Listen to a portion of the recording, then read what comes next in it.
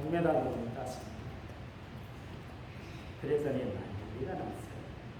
심지어 일본 선수하고 했는데, 일본 팀하고 했는데 졌다고 내봅니다.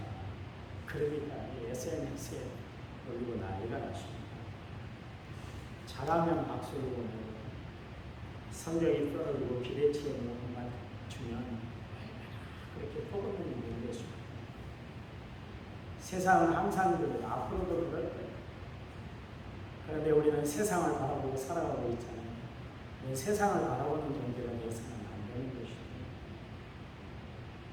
정치판을 보니까 가관이 아니고, 엊그저께는 동지다, 그 뜻을 같이 하는 사람이다, 그리고 손잡고 잘해봅시다, 그런 사람들이 대선 주자로 나오니까 서로 남의 결정을 깎아내리는데, 다시는 안 볼 사람들처럼 그렇게 깎아내리는 것을 보면 그게 바로 세상이다, 그런 생각을 했습니다. 그런데 우리 주님은 함부로 판단하지 않고 평가하지 않으셨어요. 가늠하다가 현장에서 잡힌 여인, 개 끌려부터 예수님께 끌려왔어요. 다들 손에 돌을 들고 있었습니다. 그 여인을 죽이기 위해서 돌을 들었어요. 그때 예수님께서 일어서시더니 그들을 향해서 말씀하시는데, 너희 중에 죄 없는 자가 돌을 던져라. 그랬더니 사람들이 양심의 가책을 느끼고 다 뿔뿔이 흩어지고 나왔습니다. 그때 예수님께서 뭐라고 했냐면, 나도 너를 정죄하지 않는다. 나도 너를 함부로 평가하고 판단하지 않을 거야. 그런 이야기. 그리고 다시는 죄짓지 말라. 그러면서 돌려보내는 것을 아주 알십니다. 여러분, 기독교 사상 십자가의 정신은 용서와 화해와 긍휼과 자비의 정신, 이해하고 감싸는 것이 교회가 해야 할 일이고 성도들이 해야 할 일인 줄 믿습니다. 예수님은 뭐라 그랬어요? 원수를 사랑하라. 원수를 사랑하라는 말로 끝이는 것이 아니라 원수를 위해서 기도하라. 그랬잖아요.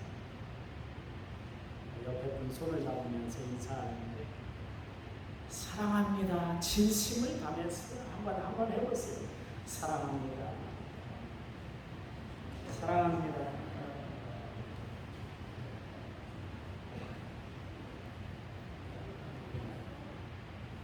손잡고는 보듬지는 말고 손만 잡고. 성경 책 위에 우리의 두 손을 얹고 믿음을 고백하겠습니다. 저는 예수 믿어 구원받았습니다. 저는 예수 믿어 하나님 자녀 되었습니다. 저는 예수 믿어 천국 백성 되었습니다. 하나님이 주신 오늘 최선을 다해 살겠습니다. 말씀을 아멘으로 충족하겠습니다. 아멘. 그런 삶이 되기를 간절히 부탁을 드립니다. 하나님을 사랑하시는 분은 아멘 하시기 바랍니다. 아멘. 세상 사람들이 살아가는 모습을 보면 영원히 가질 수 없는 것을 얻기 위해서 얼마나 애를 쓰고 살아가는지 모르겠어요. 온 신경을 거기다가 다 기울이고 살아가고 있습니다. 그러나 성도된 우리는 디모데전서 4장 7절 말씀처럼 정함이 없는 허탄한 곳에 마음을 두고 살아서는 안 되는 것이에요. 우리는 영원히 쓰하지 않는 믿음을 가지고 살아가는 하늘 백성, 하나님의 자녀들이 되어야 할 줄 믿습니다.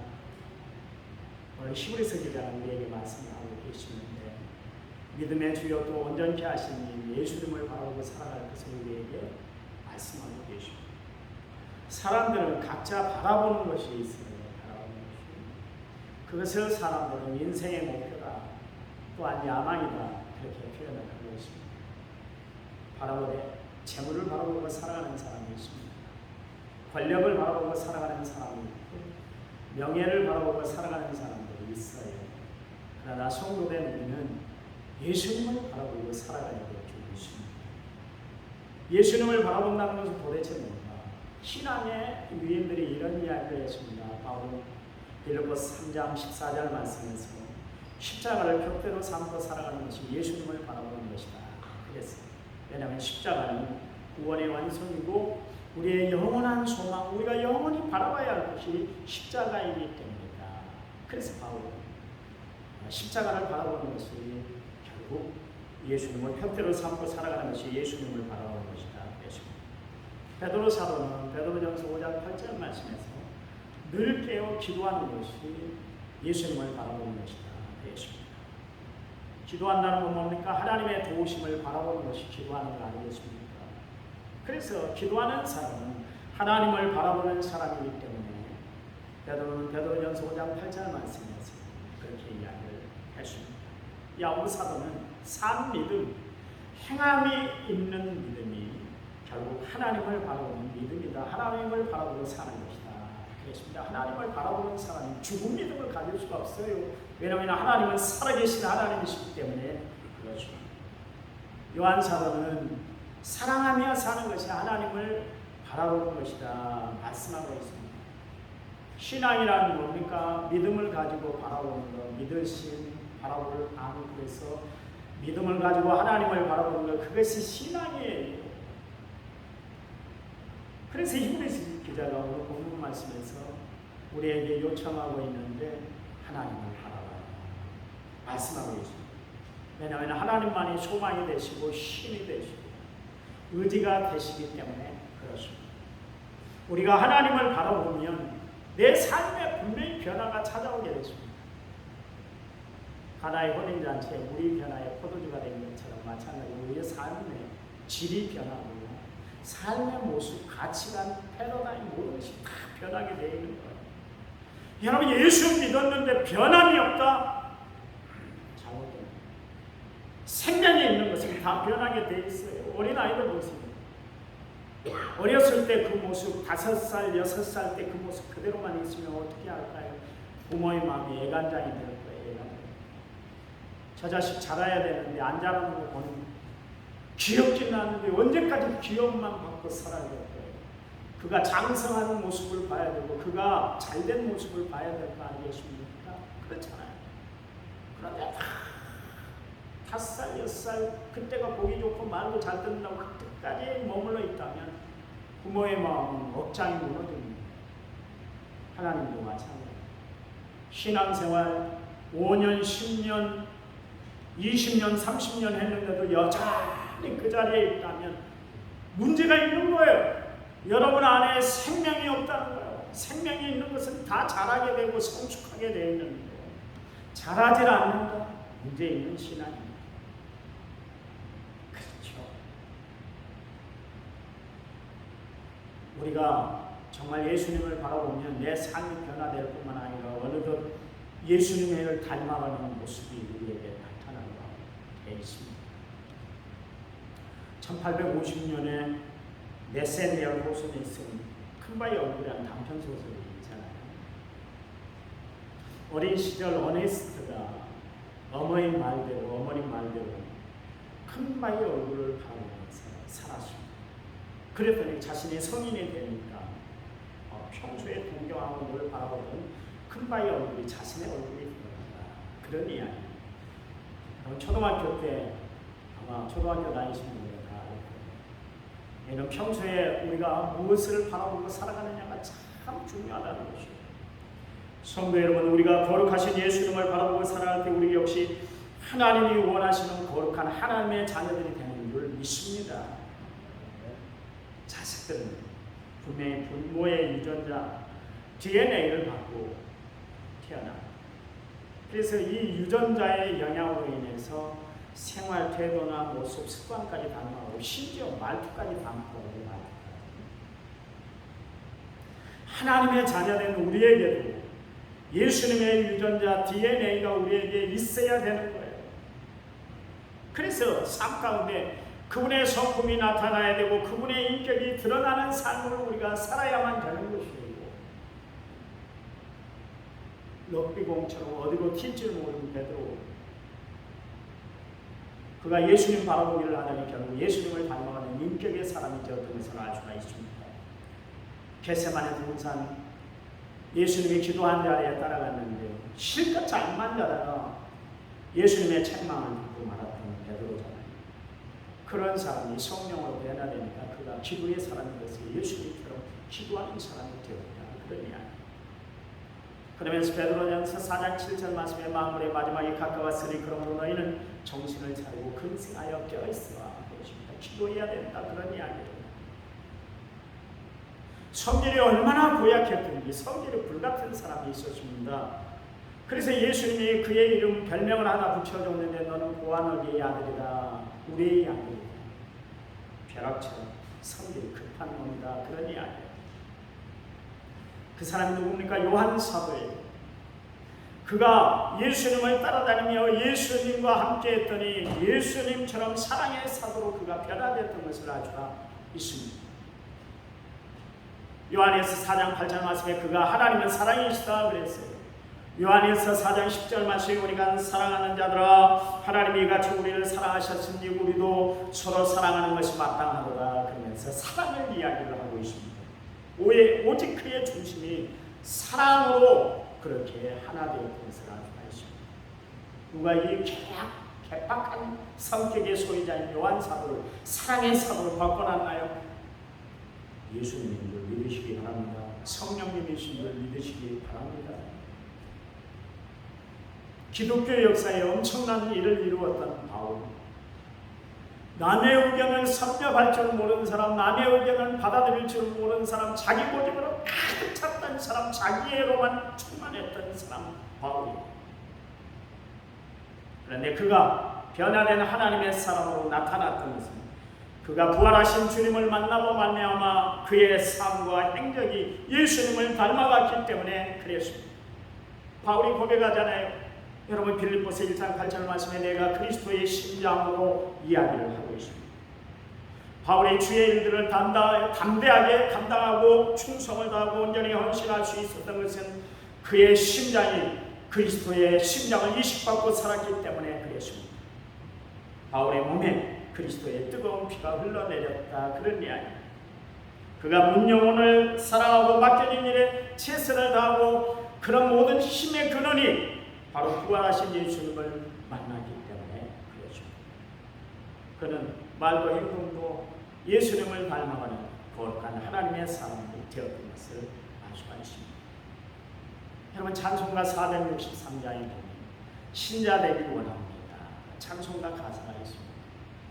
그 4절에 보면 예수 닮기 원합니다 그랬어요. 그러면서 진심으로 그랬어요.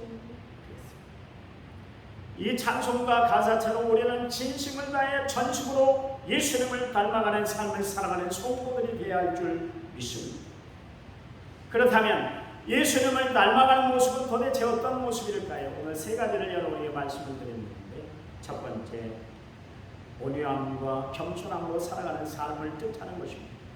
그러니까 온유와 겸손이 몸에 배어있는 사람, 그 사람이 예수님의 모습을 닮아가는 사람들이다 그런 이야기예요. 주님은 마태복음 11장 29절 말씀에 친히 이런 이야기를 했죠. 나는 마음이 온유하고 겸손하다 그랬습니다. 여러분 예수님의 온유함은 세상의 모든 사람들을 다 포용하고 안았어요. 창기도 세리도 병든 사람들도 세상에 버림받은 사람들도 죽게 나오기만 하면 다 예수님이 그들을 품 안에 안으셨어요. 그들을 친구 삼아 주셨어요. 우리는 내 마음에 드는 사람만 좋아하고 나에게 좋아하는 사람, 나에게 잘해주는 사람만 우리는 신경 써주지 내 마음에 들지 않으면 어때요? 말도 퉁명스럽고 행동도 거칠고 눈초리도 사납습니다. 바라보는 눈이 달라요. 싫다는 것이 가까이 오지 말라고 눈으로 표시를. 그런데 우리 예수님을 위하신 예수님은 항상 사랑의 눈으로 사람들을 바라보시고 긍휼한 마음으로 대해주셨어요. 조금 전에 말씀드린 것처럼 가나마다 현장에 붙잡힌 여인, 불안과 공포에 떨고 있던 그 여인, 예수님은 그녀에게 용서의 은혜를 베풀어 주셨어요. 그녀는 예수님의 온유하심에 제 용서함을 받고 구원받은 주의 자녀가 되었던 것을 알 수가 있습니다. 수가성 우물가의 여인, 남편 5을 가르치고 지금 6번째 남편과 살아가고 있는 기구한 인생의 이 여인, 그녀가 생수 대신 예수님을 만남으로 말미암아 자신이 이구었던 물덩이를 버려두고 저 마을에 들어가서 전도하는 전도인이 되었던 것을 아주 아십니다. 7 귀신이 들어여서 제정신으로 살지 못했던 막달라 마리아, 그녀가 온유하신 예수님을 만남으로 말미암아 온전한 정신 가지고 제정신 가지고 세상을 살게 되시고, 그녀는 예수님이 베풀어 주신 은혜가 너무나 감사해서 자기가 평소에 그렇게 소중하게 여겼던 향유옥합을 깨뜨려서 예수님에게 부어드렸던 것을 알수가 있습니다. 온통 세상을 돈 받는 맛에, 돈 쌓는 맛에 그 재미를 느끼고 살았던 삭개오, 그가 어떻게 해서 변화됐습니까? 돌무화과나무 위를 올라갔는데 예수님이 기어이 삭개오 밑에까지 찾아오셔서 온유하신 예수님의 얼굴을 삭개오가 바라보는 순간 그 마음이 녹아내렸던 것을 알 수가 있습니다. 여러분, 예수님의 온유하심은 이렇게 많은 사람들에게 깊은 인상을 남겼고 영향력을 끼쳤던 것을 알 수가 있습니다. 예수 믿는 여러분, 강팍하게 살지 마세요. 정말 예수님처럼 온유하게 사시기 바랍니다. 내가 비록 손해보고 내가 비록 어려움을 당하고 내가 정말 힘들다 할지라도 예수님의 성품을 가지고 참아내는, 이해하는 거예요. 양보하는.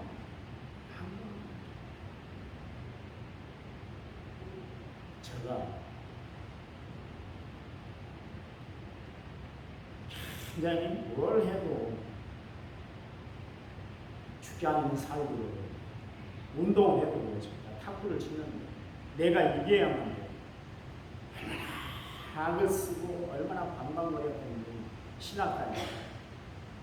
아, 탁구장에 지금 누가 있구나. 밖에서 알 정도로 지하실에 있었는데 밖에서 알 정도로 고래고래 안 했어요. 이기려고 공부를 치고 살았었어요. 어느 날 내가 은혜를 받았는데 그런 은혜를 받았어요.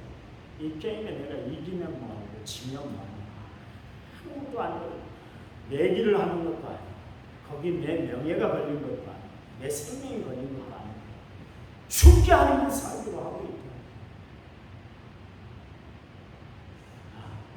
재미로 치지. 그때 그것을 깨달았어요. 여러분, 예수님은 얼마나 온유하셨던지 보세요. 어린 아이들을 대하는 태도에도 나타나지 않습니까? 하루는 어린 아이들의 부모님들이 예수님이 그 아이들, 자기 아이들을 만져주시기를 바라서 예수님한테 데리고 나갔어요. 아이들이 시끄럽게 하고 수선을 떠니까 제자들이 귀찮아졌던 거예요. 그래서 예수님께 제자들이 이야기합니다. 예수님, 아이들을 좀 돌려보내주세요. 그러니까 온유하신 성품의 예수님이 아이들이 나에게 나오는 것을 금하지 말라 그러면서 제자들을 책망했던 것을 알 수가 있습니다. 예수님은 아이들을 대할 때 귀찮게 여기거나 짜증내지 않으셨다 그런 게 아니에요. 오히려 그 아이들을 불러놓고 이야기를 하시는데, 천국은 이런 자들의 것이다. 이런 어린아이와 같아야 우리가 천국에 들어갈 수 있다. 그러면서 어린아이들의 위상을 높여줬던 것을 알 수가 있습니다. 그리고 그 아이들을 한 명씩 불러다가 당신의 무릎 위에 앉혀놓고 친히 앉혀놓고 그들을 안수해주고 축복해주시고 그리고 돌려보내주셨던 것을 알 수가 있습니다. 제자들은 귀찮게 했지만 예수님은 그들을 받아주시고 기도까지, 축복의 기도까지 해줬다는 것을, 예수님은 정말 온유하신 성품을 가진 분이라는 것을 알 수가 있습니다. 또한 예수님은 얼마나 겸손하셨는지 모르겠어요. 빌립보서 2장 6절 8절 말씀에 보면 그분은 겸손하셨다 말씀하고 계십니다. 겸손하시기 때문에 예수님은 이 땅에 오셨어요. 그는 근본 하나님의 본체시나 하나님과 동등된 것을 취할 것으로 여기지 아니하시고 오히려 자기를 비워 종의 형체를 가지사 사람같이 되었고 사람의 모양으로 나타나서 자기를 죽기까지 복종하셨으니 곧 십자가에 죽으십니다. 그렇게 말씀하고 계십니다. 겸손하신 예수님은 우리를 위해서 이 땅에 오셨고 십자가를 다 지셨어요. 친히 십자가의 고난을 몸소 다 체험하셨어요. 멸시천대를 받으시고 모멸을 당하시고 무시함을 당하셨음에도 불구하고 일체 반항하거나 일체 신음소리를 내질 않으셨어요. 이사야서 53장 7절 말씀에 그가 곤욕을 당하여 괴로울 때도 그의 입을 열지 아니하였으며 마치 도수장에 끌려가는 어린 양과 털 깎는 자 앞에서 잠잠한 양같이 그의 입을 열지 아니하였도다. 겸손하신 예수님은 괴로워도 슬퍼도 힘들어도 일체 입을 열지 않으셨어요. 친히 다 이겨냈습니다. 여러분, 예수님을 닮은 사람은 어떤 사람일까요? 예수님을 닮아가는 사람들은 어떤 사람일까요? 예수님을 바라보고 살아가는 사람들은 어떤 사람일까요? 겸손한 사람들입니다. 그 사람들은 말이 많은 사람들이 아니에요. 말은 적고 행동이 바른 사람이에요. 할 말이 많이 있지만 주를 위해서 입을 닫고 참을 수 있는 사람입니다. 자신을 내려놓고 하나님을 높이며 살아가는 사람들입니다. 그 사람이 바로 겸손한 영성을 가진 성도들인 것입니다. 성도 여러분, 주님의 겸손이 우리의 겸손이 되시기 바랍니다. 성도의 실력은 순종이고 목회자의 실력은 겸손이라고 제가 말씀드린 바가 있는데, 그것은 무슨 이야기예요? 성도의 삶은 순종과 겸손에 있다, 그런 이야기입니다.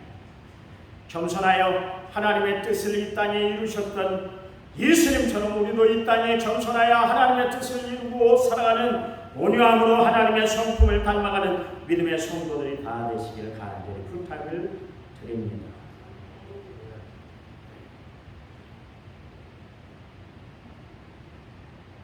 우리가 예수님을 닮아간다는 것은 그분이 이 땅에서 품으셨던 궁일하신 마음, 불쌍히 여기는 마음이라는 걸 살아가는 삶을 뜻하는 것이죠. 바울은 에베소 2장 4절 말씀에 예수님을 한마디로 표현했는데 궁일에 풍성하신 하나님이시다. 예수님은 우리를 불쌍히 여겨주세요.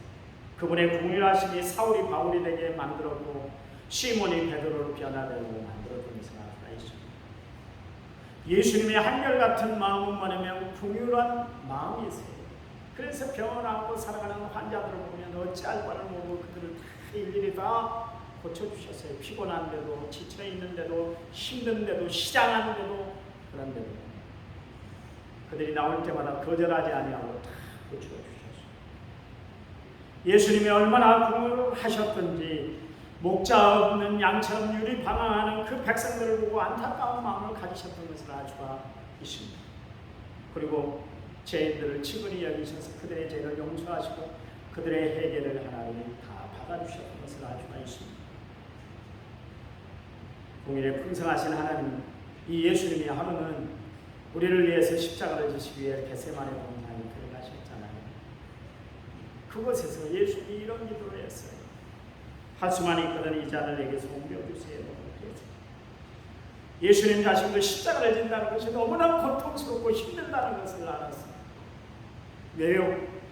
제자들이 배신할 걸 알았고 사람들이 배신할 걸 알았고 하나님의 등을 돌릴 것을 알았기 때문에 철저히 버림받는 현장이 십자가를 지는 그 순간이라는 것을 알았기 때문에 예수님이 십자가를 진다는 것은 만만치 않은 고통이고 시련이고 아픔이고 그랬어요. 그런데 궁일에 풍성하신 예수님은 내 원대로 마시고 아버지 뜻대로 이루어지기를 원합니다. 그러셨어요. 예수님의 궁일하신 마음이 십자가를 지게 만들었다, 그런 이야기 여러분 기억하시기 바랍니다. 궁일한 마음은 우리 인간들이 가질 수 있는 마음이 아니에요. 하나님만이 가질 수 있는 마음이에요. 우리의 궁일은 언제든지 한계가 있습니다. 그래서 우리가 용서를 하는데 내 감정이 받아들일 수 있을 정도까지만 우리는 용서를 드릴 거예요. 여러분, 자식들이 말을 안 들으면 애를 썩이면 뭐라고 합니까? 이번까지만 해. 다음에는 안 돼. 절대로 안 돼. 그게 우리의 용서의 범위예요. 우리는 끝까지 용서 못합니다. 화가 나면 별말을 다 해버리고 이성을 잃어버리고 우리의 모습 아닙니까? 하는 베드로가 예수님께 질문을 했어요. 예수님, 어떤 형제가 잘못을 하면 그걸 어떻게 해야 됩니까? 자기가 질문했으면 예수님이 답할 때까지 기다려야 될 거 아니겠습니까? 자신을 나타내기 위해서 예수님 7번 용서할까요? 7번 용서하면 되겠죠. 그래서 자기 딴에는 굉장히 많이 했다고 그렇게 생각을 한 거예요. 그 시간은 다 정해놓고 여기까지만 내가 용서를 해, 이 선까지만 용서해, 이 선을 넘으면 나 용서 못해. 그런데 인간이 뭔 긍휼합니까? 인간은 긍휼할 수가 없는 거예요. 그런데 예수님이 주신 마음을 가지고 살아가면 우리는 언제든지 긍휼한 마음을 품고 살아가야 되는 줄 믿으시기 바랍니다. 하나님의 긍휼한 마음을 품고 살았던 복음 전도자인 찰스핀이라는 사람이 있는데요. 이 사람은 유명한 부흥 강사예요. 하루는 시카고 거리에 한복판에 있어요. 어린아이처럼 울고 있는 거예요. 울고 있어요. 그래서 이 목사님을 잘 알고 있던 성도가 지나가다가 목사님이 무슨 억울한 일을 당했어요. 어디가 아프셔서 우세요? 그렇게 이야기를 했습니다. 그랬더니 아니요. 아파서 우는 것인데 저기 봐보세요. 많은 사람들이 구름대처럼 벌떼처럼 저렇게 몰려다니고 지나가고 있는데 저중에 예수 믿지 않는 사람들을 지옥 갈 사람들을 보니까 내 마음이 너무 아파서 울고 있어요. 그렇게 찰스핀이야말로 하나님이 주신 동일한 마음을 품고 살았기 때문에 사람들을 보면서 그렇게 영원 구원을 놓고 그렇게 울었다 그러니 아니에요. 지금 고인이 됐습니다만 고 이중표 목사님, 한신교회를 다녔던 이중표 목사님이 고부에서 목회할 때 전라북도 고부에서 목회하실 때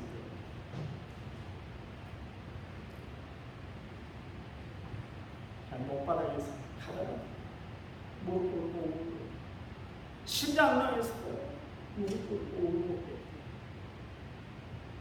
왜 그랬을까? 하나님 나 같은 것을 구원해 주셔서 감사하고 문영혼을 구원하는 일에 하나님 내가 쓰임받게 해주시니 감사했어. 어느 자리든 기도의 자리가 됐다고 해요. 사랑의 교회 고 강목사님 강대상에 설교하다가 예수님 이야기만 나오면 막 5분 동안 교인들 앞에서 울었대. 그 유명한 사랑의 교회 그 큰 교회를 다니는 목사님이 예수님 십자가만 이야기를 하면 막 눈물 펑펑 쏟았다고 하잖아요. 왜 그랬을까요? 그들의 마음이 궁일한 마음을 품고 있었기 때문에 그렇습니다. 한 번은 예수님이 예루살렘 성을 보시면서 우셨어요. 왜요? 장차 로마 군들이 쳐들어와서 돌 위에 돌 하나도 남기지 아니하고 다 무너뜨릴 것을 바라보시면서 예수님이 눈물을 흘리셨어요. 그래서 십자가를 지고 골고다 언덕으로 올라가실 때 예수님이 수관한 당하신 것을 가슴 아파하던 따라오던 그 여인들에게 이런 이야기를 했습니다. 예루살렘의 딸들아 나를 위해서 울지 말고 너희와 너희 자녀를 위해서 울어라 그렇게 말씀하셨어요.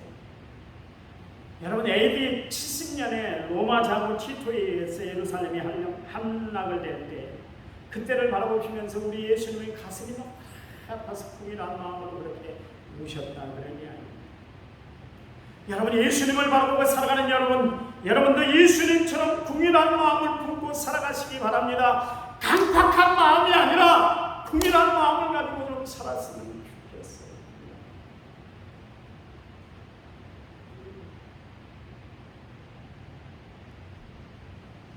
우리 교회가 잘하고 있는데 하나 못하는 것이 하나 있는 것 같아요. 이게 뭐냐면 제가 언젠가 우리 사모님에게 말씀드리고 싶은 TV를 보면 가끔가다 유니세프나 다른 이 구호단체에서 아프리카 아이들 있잖아요. 물 안 먹고 저는요 이거 정수기에서 또 왔고 저기 밑에 있는 거기서 물 또 왔습니다. 생수통에서 또 왔는데 우리는 다 정수되고 바이텀에서 나오는 물을 먹지. 집에서 수돗물 먹는 사람이 있어요.